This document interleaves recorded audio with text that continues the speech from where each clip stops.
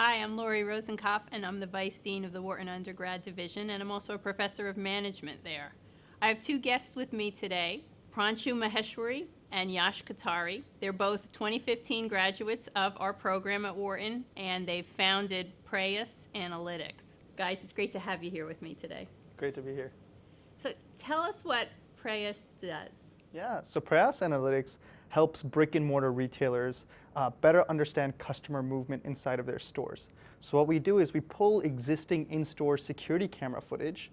We've built software that analyzes that camera footage, and we tell retailers what's happening with customer movement inside of the store. So how long are customers spending in certain products, or how are they moving to specific sections of the store? And then what this helps retailers do is A/B test and run experiments to improve those metrics.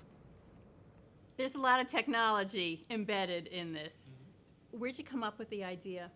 Well, it started with a general hypothesis that we have a lot of data in the online world, and we've made a lot of good use of it. But that data hasn't been able to come down to the offline space because of the challenges with data collection. I mean, our broader vision with Prayas is to generally quantify the offline world and to try to bring in metrics to everything that we do in the offline world the way we've been able to online. So bringing the idea of metrics to your own work, how did you know, or when did you know that this was actually a good idea that was worth pursuing? Yeah, so I mean, I think it started pretty early on. We had this kind of initial hypothesis, like Pranshu said, and then what we did was we just started talking to a lot of people in different fields, specifically in retail. And so you'd be happy to know we reached out to a bunch of different Wharton alumni, and we asked them, hey, can you tell us a little bit more about your industry? Can you tell us about how you're collecting data in e-commerce? How are you collecting data in the offline world? And just getting a better understanding of the problem before we pitched a solution. And then we went to them and said, okay, what do you think about this? And we found that they were really excited, right? And then we started going into selling to potential customers, getting pilots, and seeing how they responded to it. I remember hearing that in the early stages, you had this security footage, and you were basically doing this by hand. It was a little bit of a Wizard of Oz thing going on. Now it's more sophisticated. Tell us how that transition happened.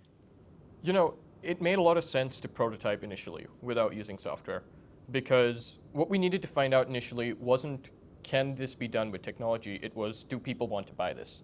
And to validate whether people wanted to buy this, we didn't need to validate the technology.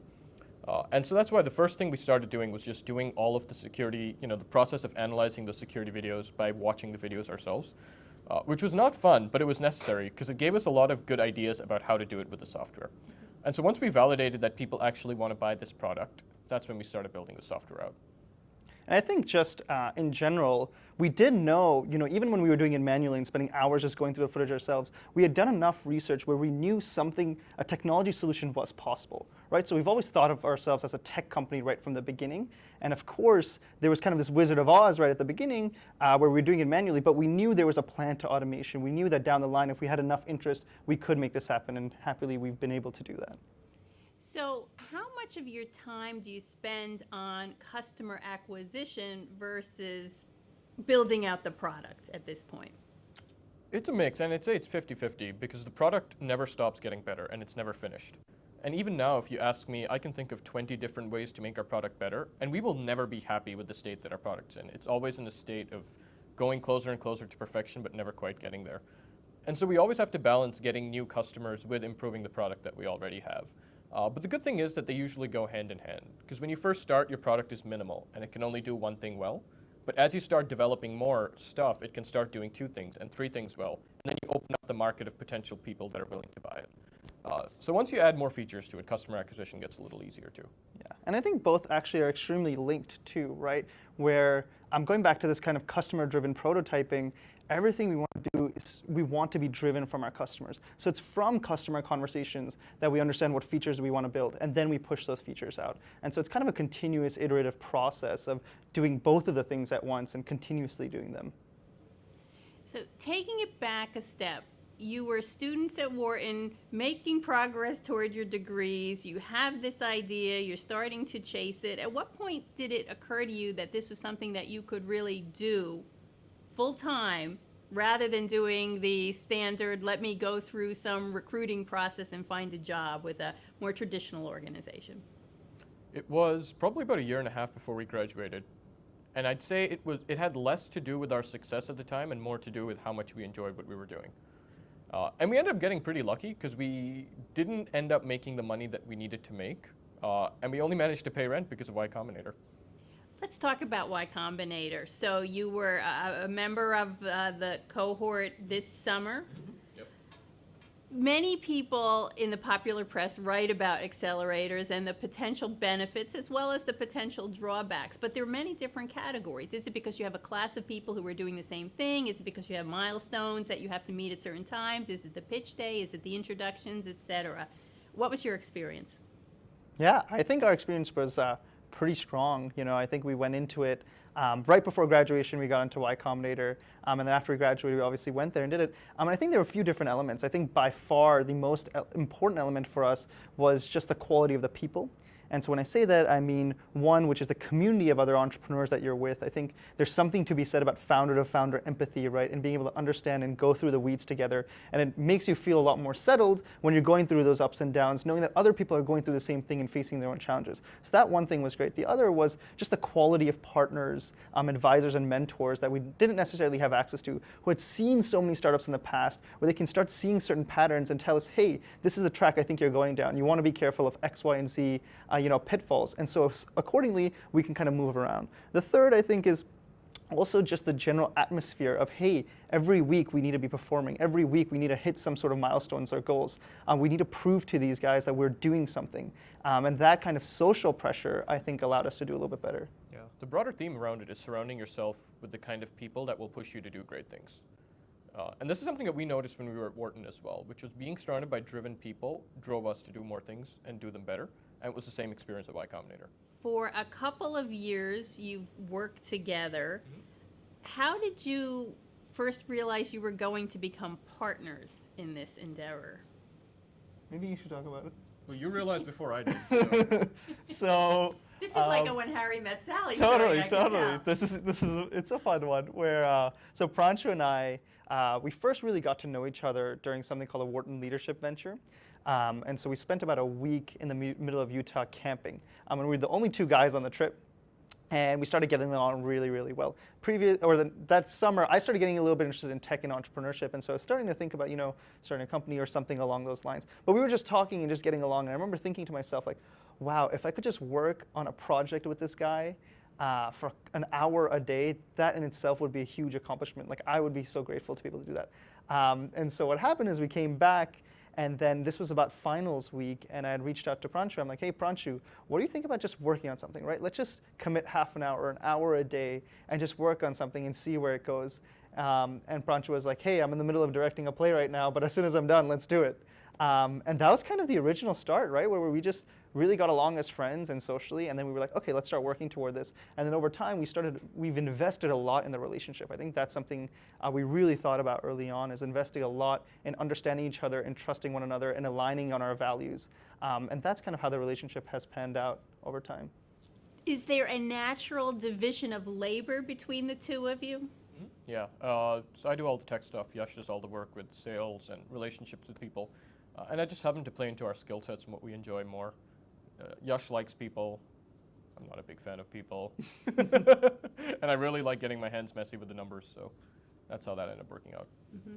And at this point, is it still the two of you, or have you had to bring anyone else in? Nope, it's still the two of us. And we've been conscious of that because even though we've raised a seed round earlier last year and we have the money to hire someone, we know that we don't need to hire anyone to get to the next step for our company. And until we get to that next step for the company, we're not going to hire someone, because if we don't make it to that next step, we'll be very glad that we don't have to fire someone. So let's talk a little bit more about funding. It sounds like you've made a decision to be careful about spending your funds, to not try to get more funds than you need. Some others might say, let's try to get as much as possible and create a valuation on paper that looks good. Tell us more about your philosophy there. Well, we look at evaluation as an obligation and not an achievement. Because in the end, evaluation is what you have to deliver in the future. It's not what you've achieved today. And if you're valued as a $10 million company, you're obligated in the future for your investors to get to a number that's much higher than that. And that's hard, and you have to be realistic about it. When you're an early stage company, your chances of success are very, very low. And until you can answer fundamental questions that hinge on which the success of your company hinges, you shouldn't take more money than you can handle. Less money also forces you to do scrappy things, and that means being more efficient with your capital, doing things cheaper, doing things faster. And in the end, I think, there's a lot of stories in the Valley about how startups have gone bad because they had, or they raised at a valuation that was way too high.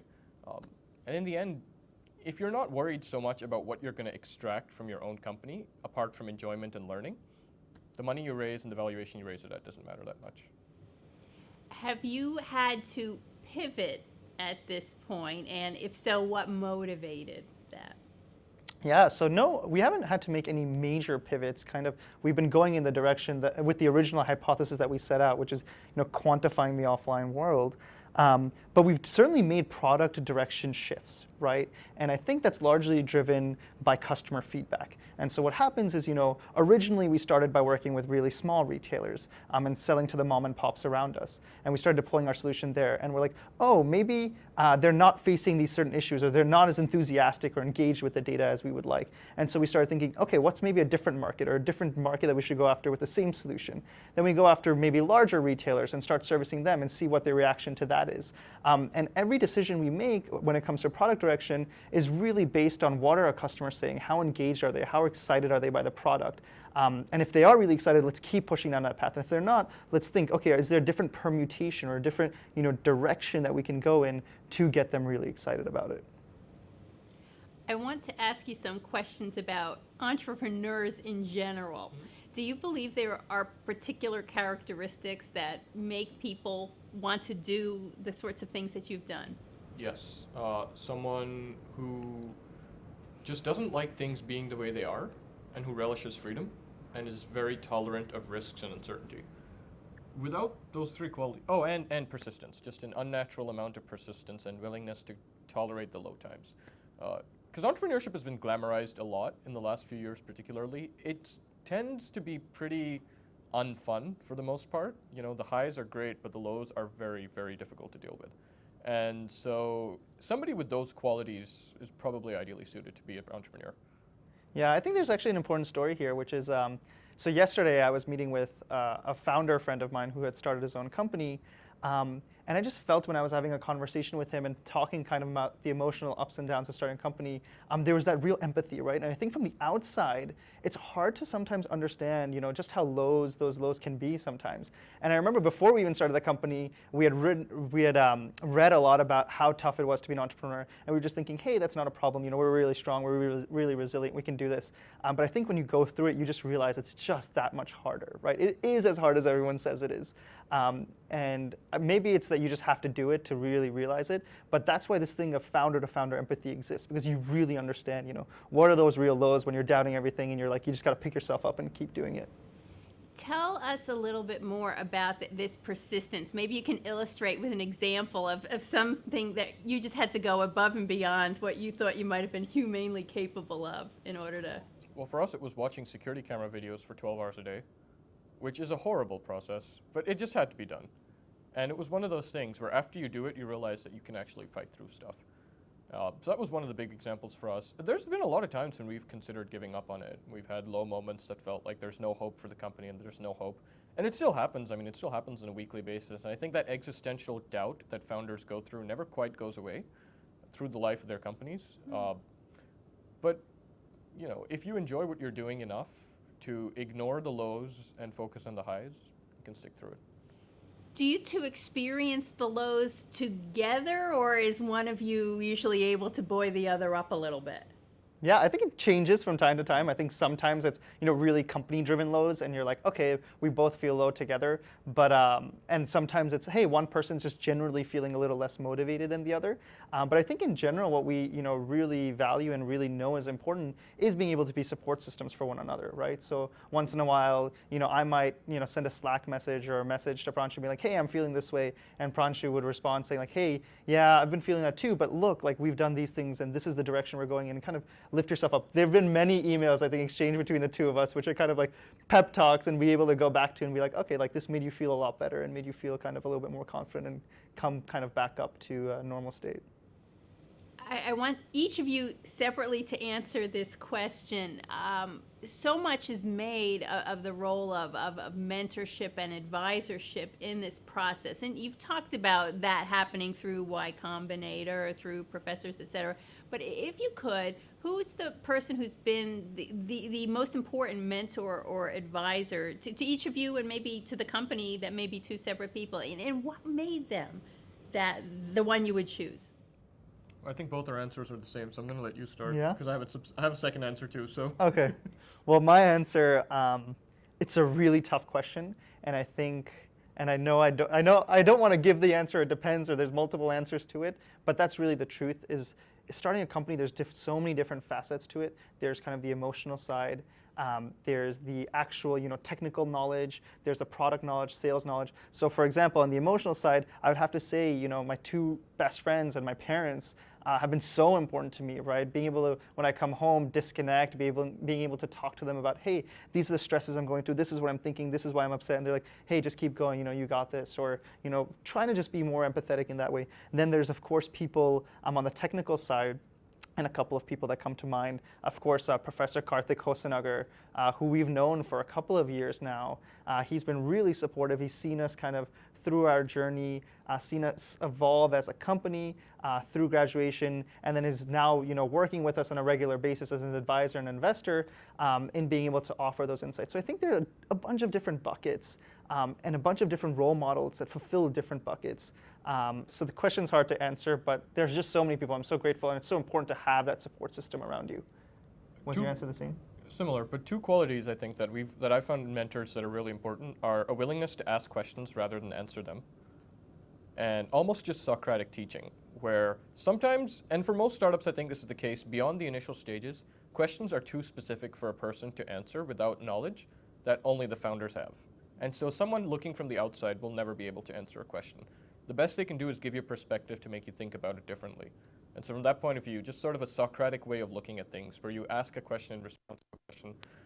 And the second thing is brutal honesty, just brutal, harsh honesty, where if something isn't good, you have to say it isn't good. You shouldn't paper it up and say that it's not bad. So those are the characteristics. Do you want to say a person or not? There's too many. Professor Karthik Hosanagar is one of them. Professor Pete Fader, another big one of them. One of the partners of Y Combinator, Kevin Hale, was really good. Just great at giving us feedback. So you can see over time how you're building a broader and more diverse network of mentors and advisors to help you with that process. Any advice you would have for our viewers who may or may not have the same opportunity to have the kind of education that you had or to get into Y Combinator, but they're still working on their ventures and trying to figure out how to create a network that's going to be most helpful to them? Yeah, my advice would be, I think start small. I think when we first started the company, we couldn't imagine even going to professors and asking them for regular advice or having them as regular advisors. But starting as close as who are the people around you? Who are the people that you respect around you? Who are your good friends or the people that you work with? And start with asking their opinions and getting what they have to see. I think reading a lot is also great, right? There's just so much content online.